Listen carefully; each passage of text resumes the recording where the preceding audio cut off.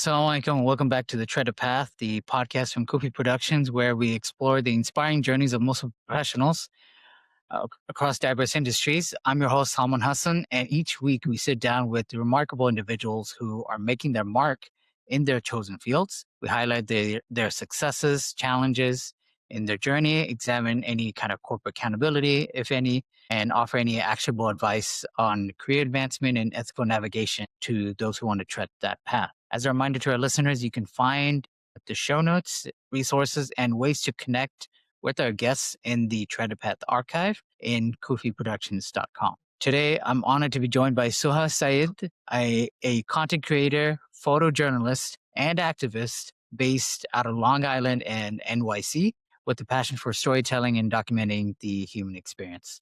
Suha, assalamu alaikum. Thanks for joining us. Assalamu alaikum. Thank you so much for having me. So before we dive in, well, let's start from the beginning, right? So tell us what were your early influences that kind of shaped your career aspirations? Yeah, so ever since I was a kid, I was always driven by sort of creative exploits and expressions, so things that interested me and things that I didn't really have the skill for, but I still appreciated it when other people would do it. So photography, dance, and just my own experiences being an Indian Muslim was amazing because I got to see cultural artistry and expression in every facet of my daily life, so from handmade meals to the embellishments that I would see on saris and langas, and just like the dichotomy of being a child of immigrants living in America, the diversity in languages and the diversity of the lived experience, being an Indian Muslim and just being a Muslim in the United States, as well as being a child of immigrants living in New York. It's nice, alhamdulillah. And in your journey along the way, what challenges did you face, if any, whether it's through your career path or the education that you got in, right? Mhm. Could you tell us some of your challenges that you faced? Yeah. So I remember talking to you about this during the Spotlight interview that we did like a couple months ago. Yes. But there's like an unfortunate reality. And I think that there's more conversations that are being done to ameliorate this belief. But a lot of the times in South Asian and Muslim communities or immigrant oriented communities, creative labor isn't seen as work. And it's just chalked up as like, okay, these are passion projects, but when are you going to get a real job? And Yeah. it's that classic, it's become a meme of sorts. Like, okay, only viable option for a career is doctor, lawyer, engineer, or failure.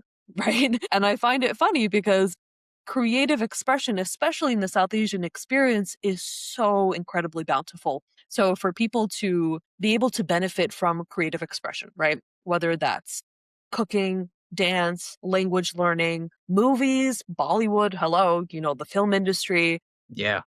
photography, sports even, and for people to be able to kind of extract the benefit and enjoyment out of those fields, but have an air of disdain on the creative laborers that are bringing these fields to life never sat right with me. So I've had to deal with like just the shady comments and like people who I know that are coming from uneducated places. And I just got to tell myself like, okay, like, you can't really blame everyone for coming from this belief when it's been really flawlessly conditioned and ingrained. But in that same vein, having that air of consistency with myself as well, like telling myself like, okay, working in these creative pursuits as a South Asian when, I mean, like from an example in my own family, every single person in my family. So I have 3 brothers and then 2 parents, all of them are in non-creative fields. So Yeah. Yeah. just in my immediate family, so like finance and medicine and engineering, and then extended family, like, oh my God. And they do impressive stuff. Like my uncle, I brag about this all the time. Like he has all the math skills that didn't get passed down to me. He works for mission control at NASA in Houston. So it's cool stuff. But having an air of importance while regarding these different creative pursuits with disdain and sort of like, Sure. okay, well, Yeah. Yeah. Yeah. that's not a real job or whatever, never sat right with me. But in a way, it's made me feel more fortified in my desire to just continue pursuing it because, there's the starving artist trope, right? Like, oh, this Yeah. person's struggling or you're struggling to get bookings or making a name for yourself. But, I'm sure there was a time when even A-listers in Hollywood or Bollywood were waitresses or people really trying to make ends meet. Nobody scoffs at you when you're on the red carpet, but Right. getting there is the journey, and I'm part of that right now. No, for sure, for sure. You know? And obviously, being a Muslim professional in the Mhm, arts and media has its own, I guess, baggage, if you want to call it that, right? And or set of unique challenges, right? mhm. So, have you? I'm sure maybe you have faced a lot of challenges along the way as a result of being, or not as a result, but because you're visibly Muslim, right? Do you, are there any instances you want to share that, like, that's pretty that could be enlightening for the audience? Yeah. So I started wearing hijab in 2019. It's actually going to be 7 years coming June 1st, which is just astonishing. Mashallah. It's, well, I know, like, wow. It's, you start wearing it and then the days kind of just tick Right, on by. But right. I've had experiences where people are, they're so ignorant and it comes off as so innocent where I just got to tell myself, I'm like, like kids ask questions, right? Yeah, yeah, yeah. And there's an air of innocence and cuteness to that, but I've had, like, adults, like, either professionals or people that were about to just be in the professional world ask me questions like, "Can you Change the color? can you change the color of your scarf?" I'm just laughing thinking about it. What do the different colors mean? And sometimes people joke and they're very deadpan about it, but I've had to realize, like, no, people really are this ignorant. And, in creative pursuits, there's like a visibility issue, I think, a lot of the time where people aren't used to hijabis, women, or just people that are visibly of a religion, perhaps being in creative labor. And it's like, okay, if I'm shooting the show or documenting um, an experience that is run by and for Muslims, that's sort of expected. But even in those spaces, I'm like, huh, why am I the only like hijabi female photographer here? Or just being a journalist and going up to people and asking them questions and stuff. I think there might not be a lot of shock with non-Muslim communities because I, in a way, feel like they're a bit more open because of, Yeah, preconceived notions and elements of conservatism don't really exist in their communities in the way that it does in Muslim communities. But I've had brothers, tell me like, wow, like you're really good at talking to people. Somebody said that to me once, which is so funny because it's like, oh, it's my job. right. But, breaking down barriers and I guess preconceived notions for people inside and outside of the community, secular or otherwise, just comes with a job. Yeah, no, for sure, for sure. Appreciate the response Yeah. to that. So walk us through what a typical day looks like in your world, or a week, in what you do. Yeah. So nowadays, honestly, it's just about trying to avoid the weather when I can because it is not nice out. But a typical day would be really like I'll sleep in. It's really depending on what kind of actionable items I have throughout the day. So these days, I've been trying to really get my photography bookings out there. So doing a lot of like, hey, if you know somebody that needs like portraits done, trying to diversify my portfolio in as many ways as I can, and simultaneously taking advantage of the good weather and getting different elements of my photography in. So wildlife shots, birding is huge in just like the photography world in general, but now especially there's like tours you can take and Central Park. And when the world is in bloom, you want to take advantage of that. And Sure. just being connected with the Muslim community and looking to see if there's different galas or fundraisers or 5Ks and stuff. Now that the weather's getting nice, I have my Gaza 5K hat somewhere here, but trying to get my skill set out there to quote unquote sell myself. Yeah, Probably a better way I could say that. But yeah, and then with my day job, I'm still in the retail world, which is in a weird way not even all that different from journalism because you're working with the general public. It's customer service oriented and that makes sense. it's based off a lot of your people skills.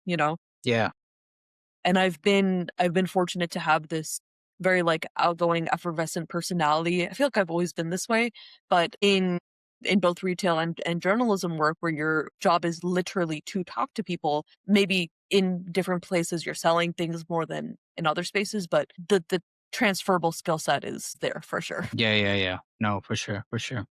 No. Um, and so speaking of the field of journalism, Mhm. what ethical dilemmas are most common, do you think? What issues have you seen lately within photojournalism or just content creation in general? Yeah. So specifically within the when I think of unethical journalism, first thing that comes to mind, New York Times flashing lights, Yeah. with the way I don't even want to say conduct because there is no conduct in the way they've been covering the genocide of Gaza. And just to see the amount of like bloodshed and bludgeoning to come out of Gaza and all of Swana and to have mainstream publications like the New York Times, the New York Post. Yeah. That's another story. Oh my God. It's so asinine that it's comedic in a sense. These journalists, people come with different biases, different baggages, and different elements of their lived experience that become their worldview. That I understand. But when you have leading giants in the journalism industry not acknowledging the fact that the genocide is a genocide, it's like if that base level is not there, I don't deem you worthy of respect or subscription or even a conversation. Yeah. Um, and I think with recent tragedies that have been happening, I just hate that there's multiples. A very recent example being the San Diego mosque shooting. And there's been just more and more like strings of hate crimes, violent hate crimes against Muslims and just brown people in general. I really feel like journalists who aren't a part of the community need to toe that line between, and this goes for anything, honestly, between coverage and sensationalization of Yeah. these incidences. Not calling it a terrorist attack. That's doing the community affected a huge disservice because if it's not that, then what is it? Yeah. 100%. What you say and how you said matters a lot, right? And Oh, yeah. especially, and when it comes to news coverage and journalism for sure. So what would you say is the framework for making uh ethical decision making, right? Like what would you say it should be at least a baseline for everyone to follow, right? Yeah. Honestly, I would say lead with empathy. And it sounds kind of cliche, but I'm reminded of English majors coming out. I'm reminded of a quote from To Kill a Mockingbird where the father tells Scout, Atticus Finch tells his daughter that you never really realize like what a person is going through until you step inside his shoes and walk around a little bit. Mm. And Yeah. it's such a skill that I feel like is very important in you have to have an element of balance as well, being like, you can't emotionally get so invested in a point where you're unable to function. And that's a boundary I've had to be very clear with myself about. Like, okay, take time off of social media. If it's getting to a point where the harrowing reality of these stories is literally affecting my day to day. But at the same time, you owe it to these communities that are being affected to share their story in a fair way that is documented with the facts, but also leads with empathy and kindness. Because if they're having members of their family and community slaughtered, they're already being met with vitriol, Yeah. especially with the kind of administration that we have now. So I try to definitely lead with kindness, and if there's experiences that I don't share, I don't want that discord to be the focus. I want to lead with like, okay, I'm a human and I see what you're going through, and this is my job, and I'm gonna try my best to do my job as best as I can. No, for sure, for sure. And as you know, there's numerous instances. Sorry, I can't speak today. Where there's so many companies out there acting unethically, either directly, indirectly involved with, human suffering, just broadly speaking. When do you think it's time for people to consider leaving such unethical companies acting such a way, right? Is there a certain point where people should, give it their shot and then at some point think, this is not bearing any fruit.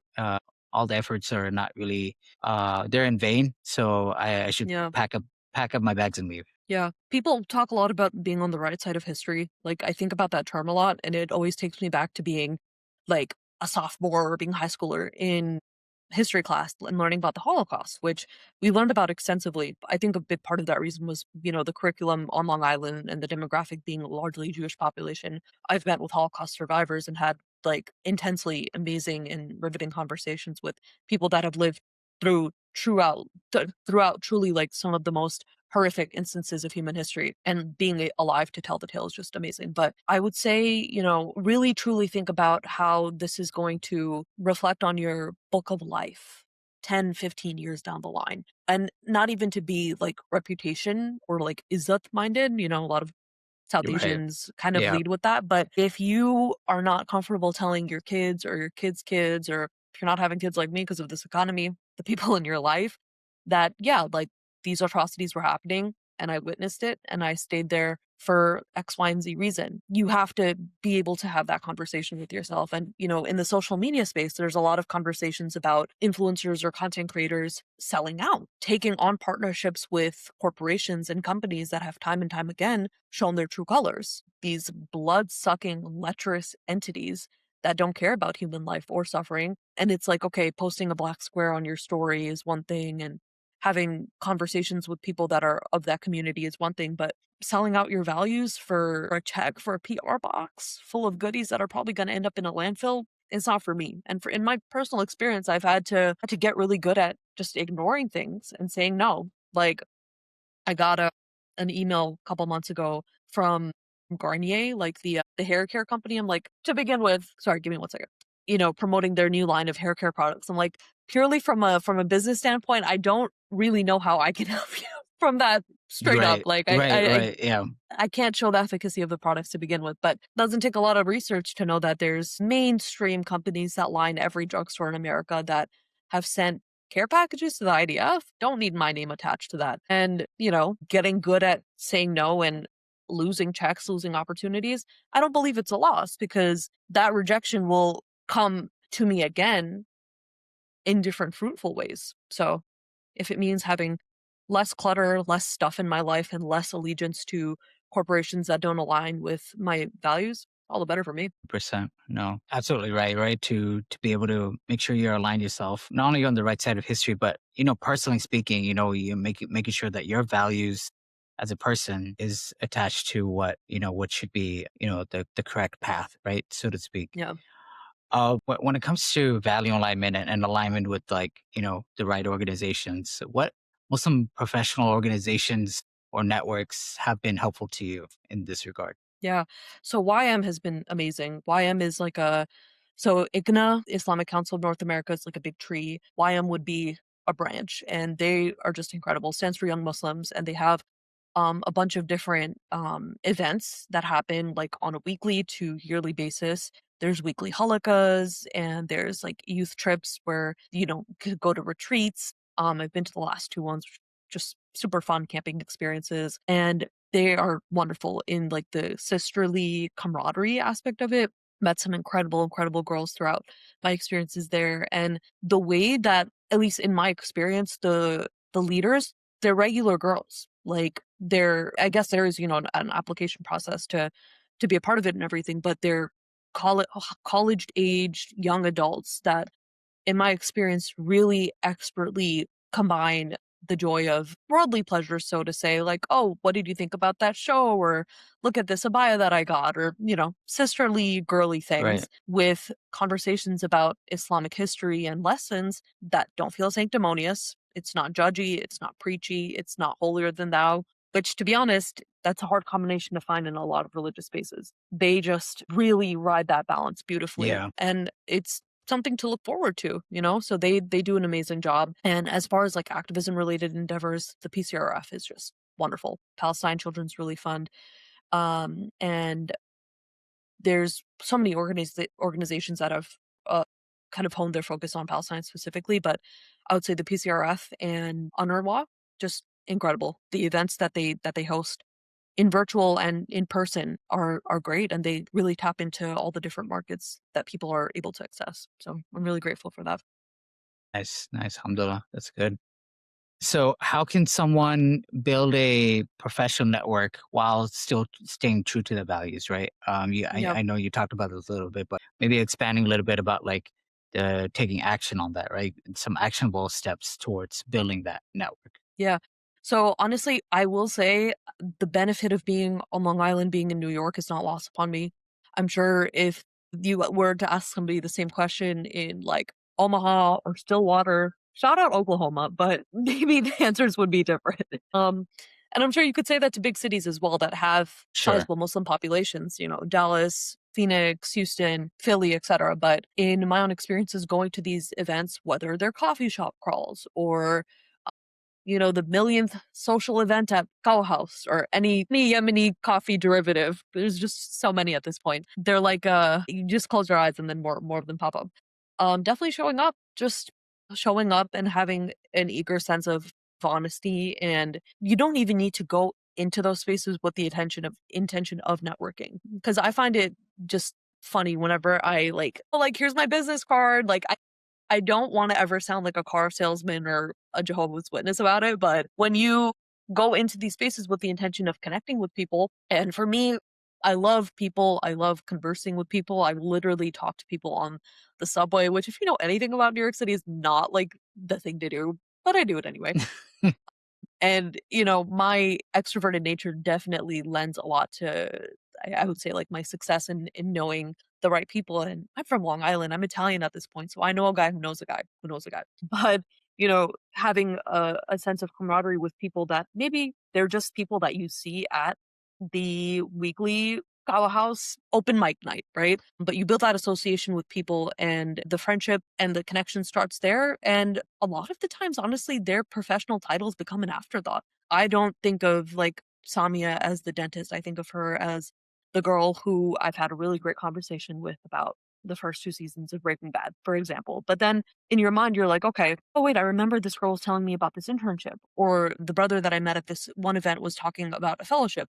Let me go on their Instagram and reach out and see what that's about. So I really go in there with the connection of meeting people for the sake of meeting people, and sort of like the pleasantries that associate like the professional world come after. Because I get to see you as a person. You're more than a title, you know? Yeah. Give me one. Yep. So appreciate the response there on professional networking and meeting people in these common spaces, right? Like coffee shops, public places and events and so forth. So now if you could provide some practical advice as far as like, when someone's trying to do their research on a company that they want to potentially work for or organization they want to volunteer for, right? What's the approach that you've taken or should be taken when it comes to doing the background check and the research and so forth? Yeah. So I definitely love asking like fellow Muslim creatives or people in the community what their experiences are like with X, Y, and Z. There's, specific brands and companies. And also having that overarching belief, it's always in the front of my mind is like, no one group is a monolith, right? So take Muslims, for example, just because there was a successful Muslim event and, social media coverage was so bountiful and amazing, doesn't mean that every person's going to have a great time. But then there's other things that may not have been received well by the general public that other people enjoyed on an individual level, right? So I definitely will go to people in my own circles and be like, "Hey, like, do you know about this?" or what are your thoughts about that? And then to try and gauge like a sense of um understanding of how their experiences went with whatever it may be, and just doing research. I love an about section on a website. What are they about, and seeing collaborators, especially now that social media marketing is so prominent. Who do I know or do I know of that's worked with whatever company there is? And so for that usually goes for all companies and brands and stuff, but for kind of like ethics checks and stuff, there's two places that are really great for checking to make sure if brands, celebrities, whatever, are like BDS or Palestine compliant. And it changes all the time, but I use Disoccupied and Reverse Canary Mission, where you can Nice. look at these enormous databases and see exactly like, okay, like politicians, for example, are visiting like recently with San Diego, the mayor of San Diego was under very rightful and deserving criticism of showing face at the, I'm not sure if they were funeral processions, but the mosque itself where they were grieving members of the community, and he was rightfully called out for like, you're spreading this vitriolic Islamophobic Zionist propaganda and showing face, and maybe if people didn't know about the research or didn't know about the realities of certain individuals and corporations and stuff, they wouldn't know. But really just doing your research and asking people in your circles. Either or could go first, but I kind of gravitate to people in my circle that I know, like, um, Farhana's worked for blah, blah, blah. I would Right. go to her first and love and about section. No, that's good. That's good. Alhamdulillah. So, no, this has been a great conversation, alhamdulillah, and lots of great advice. Mhm. Speaking of advice, what do you define success for yourself beyond financial metrics? Ooh, that's a good one. Do people pause when they get that question? Yeah? Oh, yeah, definitely. Beyond financial metrics, there's a lot of conversation that people have online, especially in my generation, about doing things for your inner child, right? How would your inner child react to this or respond to this situation? And I think for me, definitely doing things that would make my inner child feel protected and proud. That's definitely a priority. And even the past version of myself, it could be me yesterday. Am I doing better than the version of myself from yesterday, last week, 10, 20 years ago? If that's the case, and if I'm able to designate growth, not even just metric success based off of GPAs, or when it comes to numbers, it's never ever going to be enough, right? Because you could have all the right amount of numbers on anything from the cost of your engagement ring to the number on the scale to the mileage of your car. It is just an inexhaustible list of things, right? So for me, definitely being able to measure my growth from any period of time, whether that's me as a kid to me a couple hours ago, you know? Yeah, no, no, for sure, no. And then that brings me to the next question about legacy, success for yourself, and legacy kind of go hand in hand. But I guess when I say legacy, what do you hope to kind of leave behind, right? Like what do you hope to see the world be when your time has come? Yeah. I would say it's definitely someone who wasn't afraid of trying, you know? I know a lot of people have like big gilded neon sign fantasies and doesn't take many trips to Times Square to like really see things and be like, wow, what would it be like if my face was on the Right. whatever billboard? I think I would be really insecure, by the way. I'd be like, oh my God, like I wish they would choose a better photo of me. Or maybe I wouldn't be. Who knows? I guess I need to get a billboard to really gauge that. But I would definitely say, if my name's ever reached the history books, it would reflect a person who's not afraid of trying and failing. And there's a quote that I love that was like, is it a graveyard of disappointment or is it a garden of trying? Or something along those lines. And I love that Mm, because it's like we as humans are adaptable, but we're also innately curious and we want to constantly learn and do things. And, if one day I want to go on like I have these, hyperfixated moments that come and go, byproduct of OCD and ADHD. But if one day I want to learn all about the Roman government in the 1930s or do a deep dive on the history of olive oil, it's a lot of Italian imagery. Um, or, you know, really lock in and learn a language or study like 19th century Baroque architecture just because I want to. I want to be able to not tell myself no. Because even as Muslims, we're encouraged to be curious, and that's a sentiment and that's a quality that's rewarded. Because what's the point of being in a world that's so full of creativity and love and joy and splendor if you're not going to take advantage of it?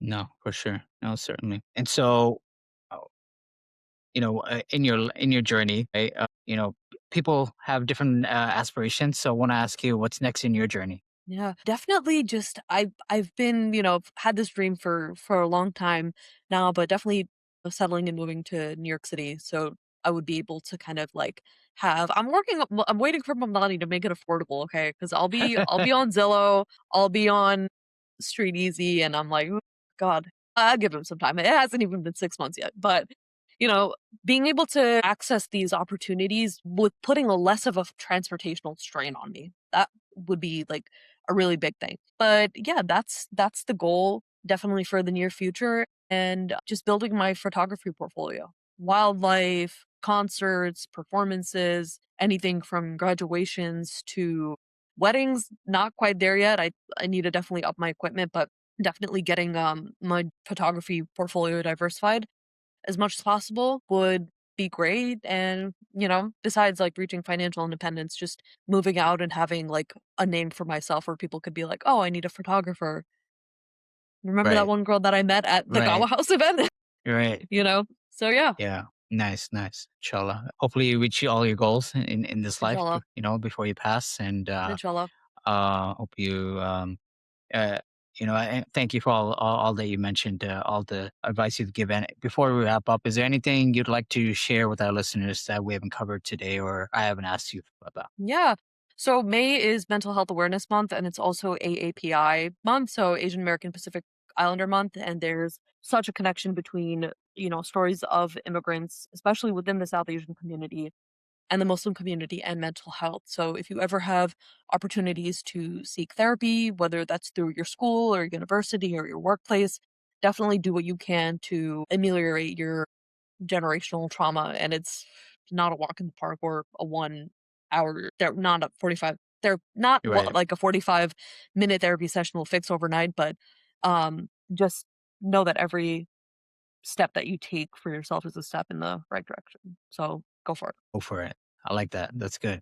Right? That should be a motto. Go for it. Yes. I need like a motif. Like Nike has this swoop. I need to think of something. We'll think of something. Yeah, I'm sure you got that covered. We'll workshop it. Yeah. Anyway, so Suha, thanks so much for your journey, sharing your journey with us today, and your professional journey and insights will definitely resonate with a lot of people with our audience. And I know so many will be inspired by your path, as I've been, right? So keep it up. And thanks for coming on to the podcast. And yes, to our listeners, thanks so much for tuning in, inshallah. And we hope to see you again next week, inshallah. Jazakallah khair. All right. Thank you so much, everyone. Assalamu alaikum. Thank you for listening to the Tread a Path podcast. You can find all the resources our guests mentioned in the Tread a Path archive in our website, kufiproductions.com, along with the links to connect with our guest speakers. If today's conversation inspired you or helped you in your own professional journey, we'd love to hear from you. So please leave us a review, share the episode with someone who might benefit, and don't forget to subscribe so you never miss an episode. May your treaded path be blessed and full of wisdom. Assalamu alaikum.